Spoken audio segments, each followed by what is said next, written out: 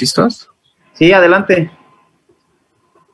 Bien, me presento, soy residente de primer año de urgencias médico-quirúrgicas. Les voy a hablar del abordaje de la hemorragia digestiva. De acuerdo, como una pequeña introducción, les comento, la hemorragia digestiva es un problema común en la medicina de urgencias. Se considera una amenaza para la vida inmediata hasta que se demuestre lo contrario. La mayoría de los pacientes llegan a la sala de urgencias con hematemesis, con vómitos en café molido o pozos de café, hematoquesia o melena principalmente. También vamos a tener pacientes con hipotensión, taquicardia, angina, síncopes, debilidad y confusión. El manejo primordial es saber distinguir entre sangrado de tubo digestivo superior y sangrado de tubo digestivo inferior. Esta definición viene en base del ligamento de Treitz. Se define como sangrado de tubo digestivo superior al sangrado proximal al ligamento de Treitz o superior, y el sangrado de tubo digestivo inferior es el sangrado distal al ligamento de Treitz. De estos sangrados, el 20% solamente corresponde al sangrado de tubo digestivo inferior, el resto es el tubo digestivo superior. Como pequeña muestra, aquí podemos ver una imagen que muestra el ángulo de Treitz y el ligamento. Es donde podemos distinguir en dónde se origina el sangrado superior y el sangrado inferior. Sería en esta parte. Una literatura solamente me manejó un sangrado intermedio, pero solo fue una de todas las que revisé, entonces realmente se sigue manejando superior e inferior.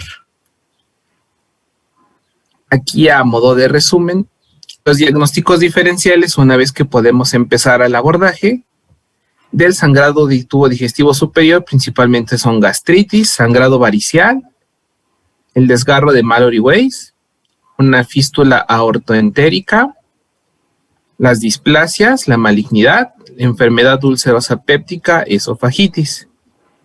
Y de tubo digestivo inferior tenemos diverticulosis, angiodisplasias, cáncer también, isquemias intestinales, diarreas, divertículos de Meckel, fisuras anales y hemorroides principalmente. También podemos mencionar que estos aparecen principalmente en adultos mayores. A manera general, cuando los pacientes llegan, podemos distinguir un poco de estas posibles causas por el cuadro clínico. Por ejemplo, hematemesis o los vómitos en pozos de café me hablan sobre todo de un sangrado superior, mientras que las evacuaciones melénicas me hablan de una fuente próxima al colon derecho. Y la hematoquesia, que es el sangrado rojo brillante, me indica una lesión colorectal más distal, aunque también puede asociarse en un 10% hemorragia digestiva alta. Cuando hay melena o hematoquesia, quiere decir que la hematoquesia es la sangre que ha permanecido de 20 a 30 minutos solamente en el tubo digestivo, mientras que la melena ya ocurre con sangre que ha permanecido por más de 2 horas en el tubo digestivo. Y la pérdida de peso y cambios en hábitos intestinales nos indican malignidad o las neoplasias, vómitos y náuseas, seguidos de hematemesis, me hablan de una lesión de Mallory Weiss. Esto a manera general. Para el abordaje inicial de todos estos pacientes, debemos tomar historia clínica, interrogatorio completo, buscar intencionadamente uso de fármacos, sobre todo AINES, abuso de alcohol. Eso nos... Otros datos clínicos como las arañas angiomatosas o eritema, ictericia y ginecomastia me hablan de enfermedades hepáticas subyacentes que pueden provocar el sangrado. También examen físico, oído, nariz y garganta para excluir que haya ingesta de sangre por alguna epistaxis, por ejemplo, como causa de alguna hemorragia digestiva. Iniciando con la valoración, entraríamos al sangrado de tubo digestivo superior. Bien, esta es la principal causa de sangrados, es hasta el 80%. Esto sí tiene un alto índice de mortalidad y se pueden complicar rápidamente. En el abordaje inicial podemos buscar intencionadamente, como les estoy enseñando aquí, síntomas que nos orientan a un diagnóstico.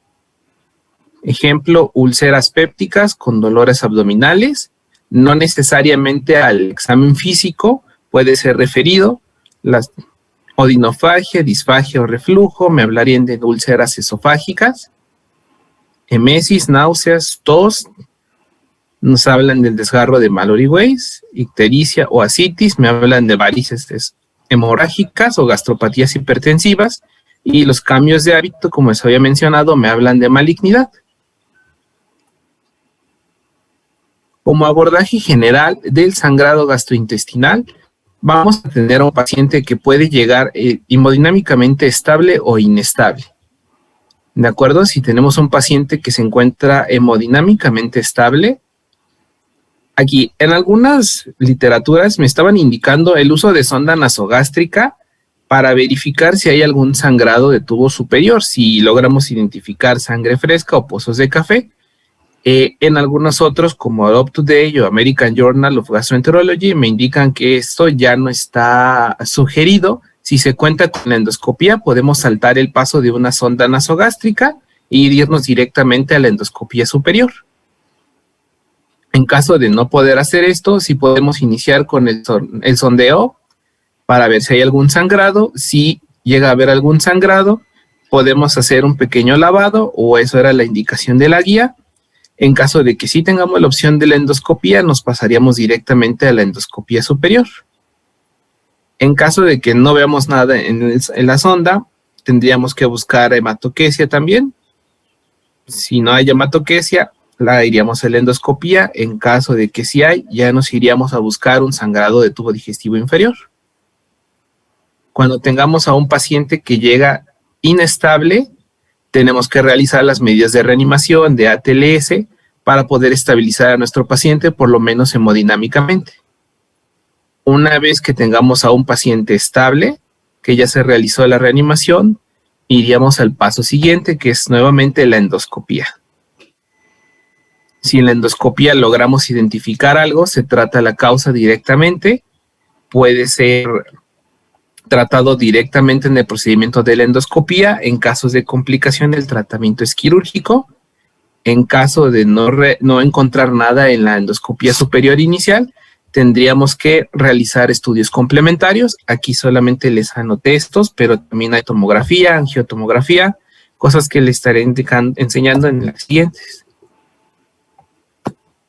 Como scores predictivos de los pacientes que se pueden complicar, encontré dos.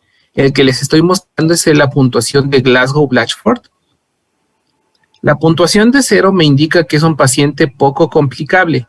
Si tenemos alguna de estos puntos, ya sea hemoglobina, aquí es menor, perdónenme, menor de 12, si la tensión arterial también es menor, la frecuencia cardíaca mayor, disculpa, los signos confundo los signos un poco, y si tenemos el BUN mayor a 18.2, cada uno de estos parámetros nos da un punto. Si tenemos más de un punto en la puntuación de Glasgow, me indica que es un paciente que se puede complicar potencialmente. Si tenemos una puntuación de 0, esto me indica que el paciente es poco complicable, se puede realizar una endoscopia temprana y podemos ya estar viendo un paciente que se puede dar de alta rápidamente. ¿De acuerdo? Hay otra puntuación, no la anoté en las diapositivas, es la puntuación de Rockfall, ya que esta puntuación me indica riesgos predictivos ya en base a resultados de una endoscopía.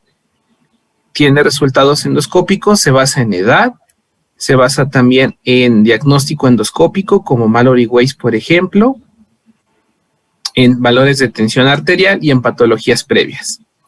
Pero nos indica exactamente lo mismo, si el paciente puede complicarse inmediatamente, si debe ser ingresado o puede ser dado de alta de manera temprana.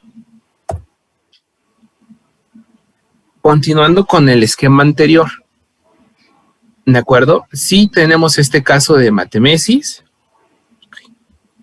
bien, y tenemos un paciente estable, ya saltando directamente a la endoscopía. Esto puede ser un paciente que ya se ingresó para realizar la endoscopía en las primeras 24 horas. Si se identifica la fuente del sangrado dentro de esta endoscopía, se trata la fuente del sangrado. En caso de que no, se inicia la búsqueda de un sangrado de tubo digestivo inferior mediante una colonoscopía. Volvemos a si tenemos a un paciente que aún está sangrando, que esté hemodinámicamente inestable.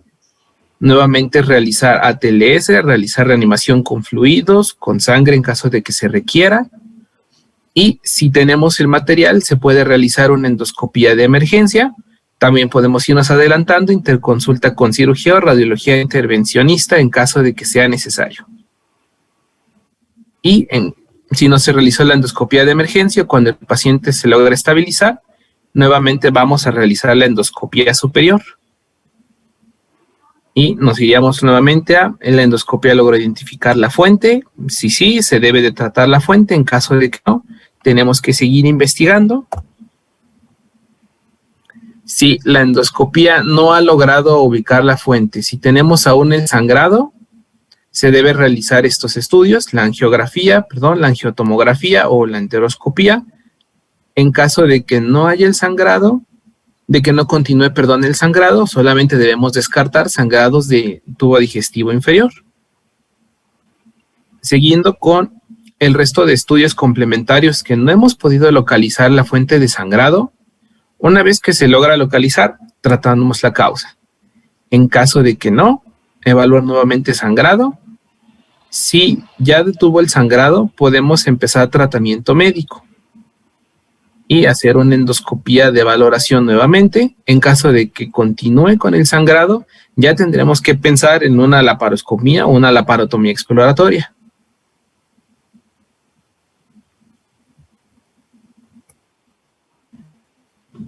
Bien, ese es el manejo general o el organigrama para seguir para la evaluación del sangrado superior. Aquí les puse un pequeño resumen de las enfermedades más comunes o más importantes en el sangrado de tubo digestivo superior. La primera es la enfermedad úlcera péptica, que es la inflamación o ulceración de las mucosas gástricas o duodenal. Principal causa es la Helicobacter pylori. También tenemos el uso de AINES o el consumo de alcohol. Como antecedentes, el emesis con sangre o pozos de café, las heces oscuras o alquitranadas. Vamos allá en la exploración, hipersensibilidad en el epigastrio, a la exploración física, también hay melena, también en la prueba en sangre en ese saldría positiva. Aquí el diagnóstico no es como tal de la patología, el diagnóstico es los laboratorios que debemos de tomar al ingreso al área de urgencias. Esto es para saber el estado hemodinámico del paciente, sobre todo para saber si va a requerir transfusión. Y el tratamiento depende mucho del estado hemodinámico del paciente. Regularmente es la reanimación solamente para el choque hipovolémico.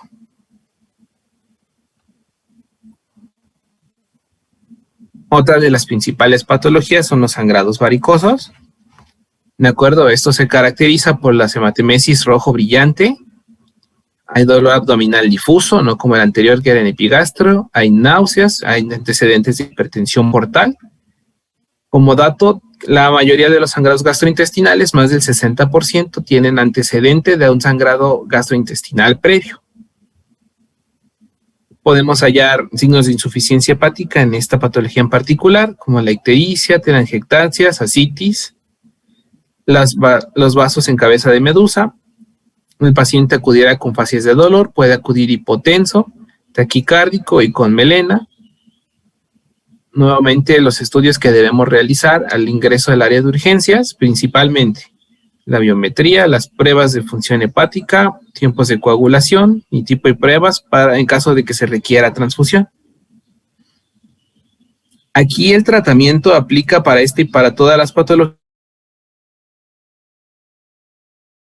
T-B de alto flujo, y en este en particular podemos usar ocreótido en bolo o goteo, esto como inhibidor de la secreción gástrica. También usamos un IVP.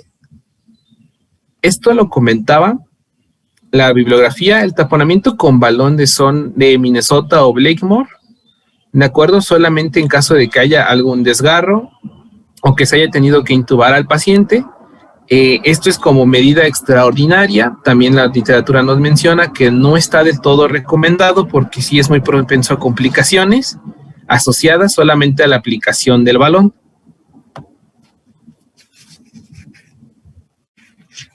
El desgarro de Mallory-Weiss es otra de las más comunes.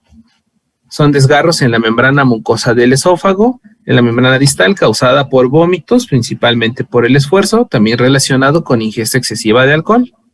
Podemos encontrar manchas de sangre rojo brillante o hematemesis leve después de vómitos persistentes. La mayoría de estos pacientes no tienen mayores hallazgos, solamente la taquicardia. Esto es si el volumen de sangrado es mínimo. Ya volumen de sangrado mayor, tenemos los datos de hipovolemia. Y aquí en el diagnóstico tenemos que buscar por el síndrome de Boerhaave, que es una ruptura esofágica.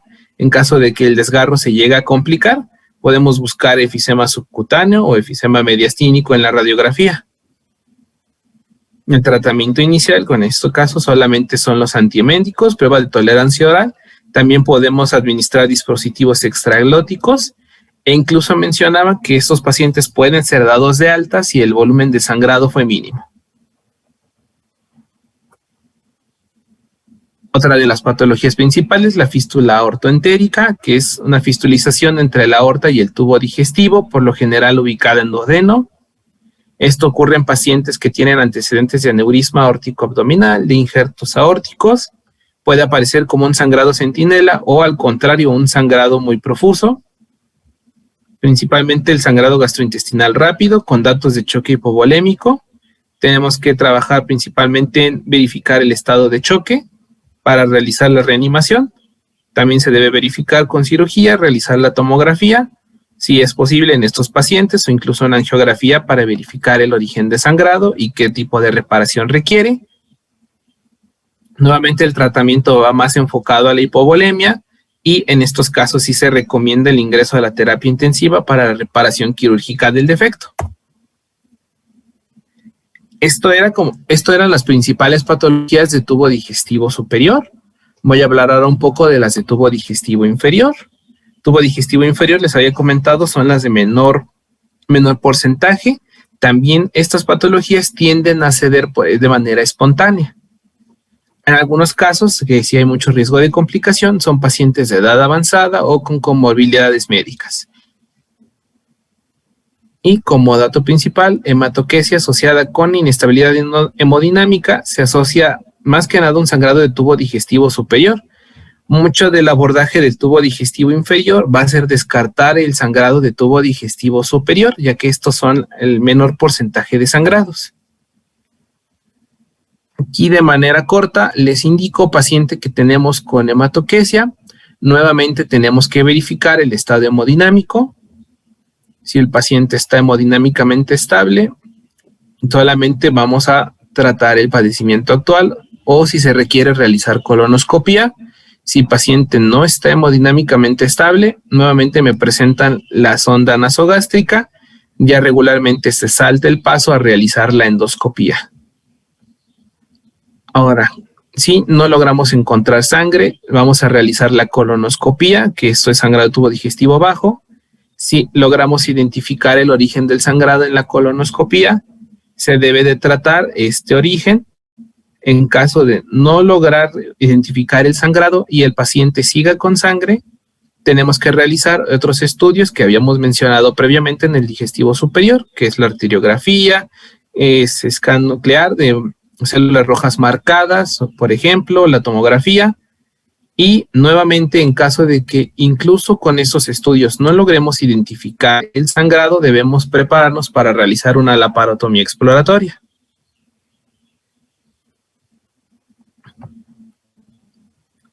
Como principales patologías del sangrado de tubo digestivo superior están los divertículos.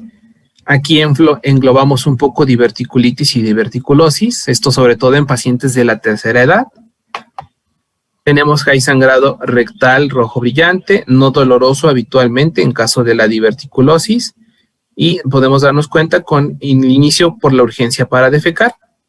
El examen abdominal puede ser normal, podemos presentar la rectorragia rojo brillante, y el examen rectal realmente no nos orientaría hacia el origen diverticular.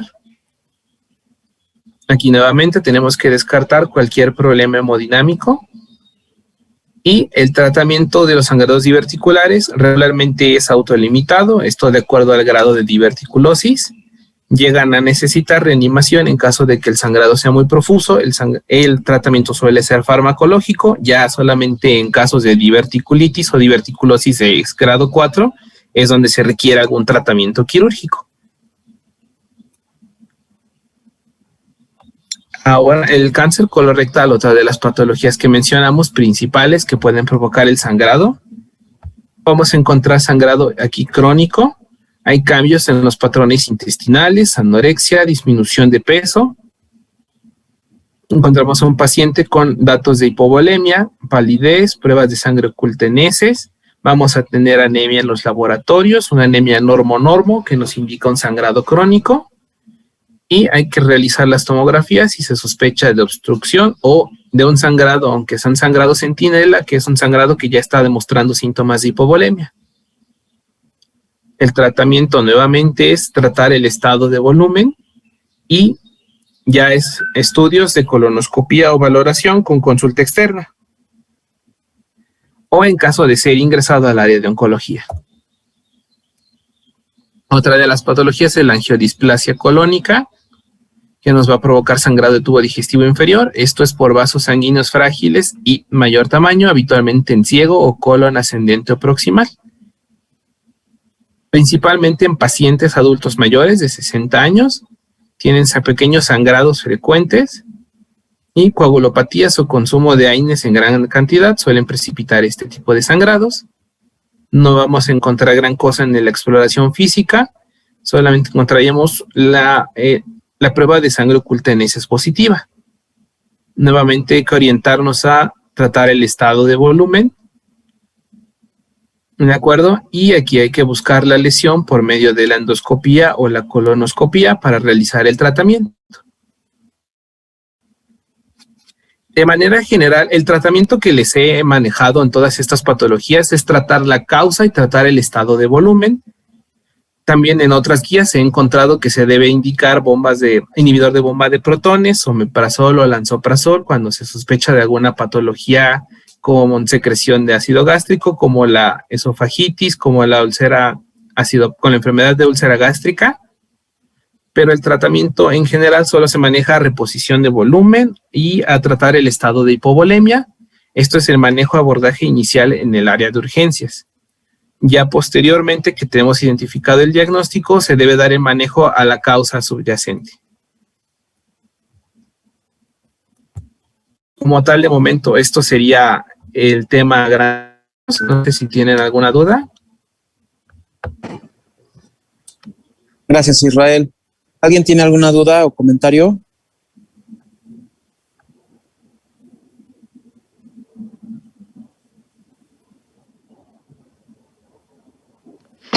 Yo, doctor, Daniel. Sí. Bueno, nada más es un comentario. Recuerdo que cuando hacíamos el internado, como parte del abordaje, y la importancia de la historia clínica, teníamos varios pacientes que tenían sangrado de tubo digestivo alto, con vómitos en pozos de café, un sangrado esofágico varicial. Y muchos de ellos, pues en su historia clínica, desde ahí, tenían el antecedente transfusional desde entre la etapa de 1980 a 1990. Entonces, tenían hepatitis B o C y y esa era la causa de este tipo de sangrados. Tal vez, no sé ahorita, pues a lo mejor tendríamos que encontrar a alguien todavía de mayor edad para poder empezar a sospechar ese tipo de pacientes con antecedente transfusional, pero pues destaco esa importancia de la historia clínica para poder empezar a sospechar de este tipo de sangrados o alguna afección que pueda conllevar a este tipo de vómitos que son tan preocupantes en los pacientes. Es de la importancia también del cribado en los pacientes que tienen sangre oculta en heces, que si bien no vamos a tener necesariamente un estado de urgencia de reposición de volumen a gran escala, pues sí a cuentagotas, digamos, pues pueden desarrollar estados anémicos. Se debe hacer el cribado en mayores de 50 años, sí más o menos lo comentó aquí mi compañero, pero en algún momento pues todos tendríamos que hacer esa prueba de sangre oculta en heces para empezar a sospechar de cáncer colorectal, como un tipo de sangrado, digo, a cuentagotas, pero igual de importante, ¿no? Que no es tan drástico ni tan agudo, pero que es importante. Bien, gracias. De lo que comentas de virus B o virus C, sí, efectivamente, evolucionan hacia una insuficiencia hepática crónica en ocasiones, no todos. Y sí pudiera ser en un momento dado causa de sangrado de tubo digestivo por sangrado varicial. Pero cada vez es menos, porque, por ejemplo, este antecedente de las transfusiones, evidentemente, bueno, como pasa el tiempo, pues se van disminuyendo el número de casos. Pero aparte, ya hay en México y prácticamente en todo el mundo la iniciativa global para la erradicación por lo menos del virus de la hepatitis C, el cual la meta, al menos en México, es que para el año 2030 ya no exista virus C, y esto es por los antivirales, por los nuevos antivirales de acción directa, en el cual tienen una tasa de curación cercana al 97-98%. Y virus B anda por ahí, virus B anda entre el 87 y 90% de tasas de curación, nada más que en virus C se curan en el máximo en 6 meses y el virus B puede tardar hasta 10 años en curarse, no se sabe cuánto tiempo. Entonces, la verdad es que cada vez es como causa sangrado tubo digestivo, una infección crónica por virus B o virus C, cada vez es menos frecuente. Yo creo que por mucho lo más frecuente sería, 1, alcohol, y 2, desgraciadamente ya trastornos metabólicos del hígado, ¿no? En cuanto a sangrado varicial. En cuanto a lo que comentas de sangrado digestivo bajo por pérdidas microscópicas en patología neoplásica de colon, efectivamente el cribado tiene que empezar a los 40 años, sobre todo si hay antecedentes de cáncer gastrointestinal en la familia en primer grado. A partir de los 40 años se tienen que realizar la determinación de sangre oculta en heces, y si tienen un familiar con antecedente de cáncer, una colonoscopia cada 5 años. Así es como se realiza el cribado. Ya habrá tiempo, bueno, después lo veremos cuando veamos cáncer. ¿Alguien más tiene algún otro comentario? Gracias.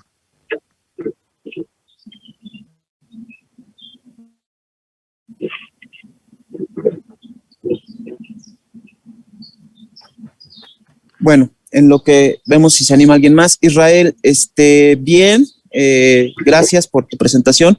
Me hubiera gustado que pusieras tus referencias abajo de cada una de las diapositivas en donde hacías mención a ellas. Estuvieron bien estuvo bien lo del el abordaje por medio de un diagrama, eso es súper útil. Y bueno, quizá comentar un poquito sobre que también hay enfermedades neoplásicas que pueden darnos un grado tubo digestivo alto. Por ejemplo, cáncer de esofágico, cáncer gástrico, que si bien no dan sangrados abundantes ni tan catastróficos como un sangrado varicial o una úlcera, son causa también de sangrado tubo digestivo alto. En sangrado tubo bajo, también comentar sobre malformaciones vasculares como la lesión de la foie, que puede estar presente en intestino medio, no bajo, y que es causa frecuente de sangrado tubo digestivo alto, sobre todo en personas de edad avanzada. Otra causa que puede ser causa de sangrado tubo digestivo bajo, pues es la enfermedad inflamatoria intestinal, que pueden manifestarse por hematoquesia, ¿no? O incluso pues hasta rectorragias, ¿no? Otra causa de sangrado digestivo bajo, pues también puede ser ¿cómo se llaman?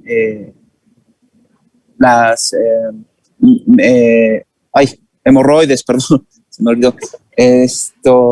Y bueno, siempre, como bien mencionaste, pues lo más relevante de todo ante cualquier sangrado, y enfocándonos en el tema que es el módulo de urgencias, pues hablamos de sangrados que en un momento dado pudieran comprometer la vida. Entonces, lo más relevante pues, es aplicar, como bien lo decías, las guías de ATLS y ACLS para sangrado, choque hipovolémico, etcétera, ¿no? La reanimación hídrica, el abordaje y la invasión rápida del paciente con 2 catéteres periféricos cortos para administrar volumen, la toma de signos vitales, la estabilización de los mismos, la monitorización del paciente, la solicitud de hemoderivados, si el paciente lo permite. Todo esto forma parte pues, del abordaje inicial, ¿no? Acuérdense de siempre colocar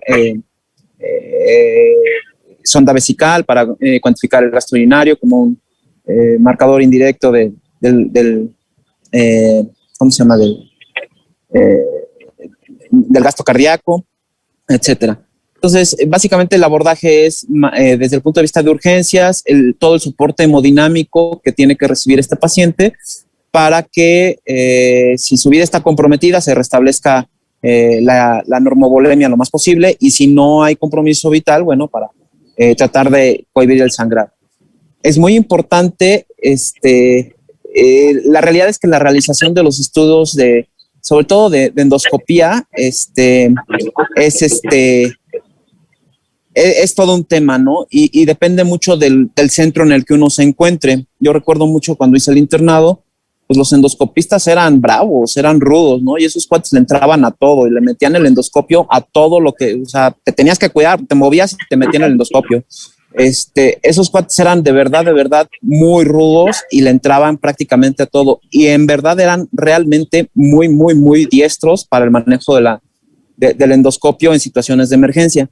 Sin embargo, por ejemplo, yo también les puedo poner el escenario de uno de los, en el hospital donde trabajo en la tarde, en donde realmente, o sea, si el paciente no tiene una presión media de 70 sin aminas, el paciente no entra en endoscopía. No hay manera de que el endoscopista lo pase y bueno, pues pudiera ser válido, ¿no? Sin embargo, bueno, pues hay ocasiones en las cuales sí se tiene que recurrir a la endoscopía para poder corregir la causa, ¿no? Por ejemplo, como les comento, en una lesión, una malformación vascular, la aplicación de cianoacrilato o la aplicación de agentes vasoconstrictores en varices o en la misma úlcera que requieren manejo urgente, pues muchas veces no se puede dar. Y esto depende más que otra cosa, sobre todo del endoscopista, ¿no?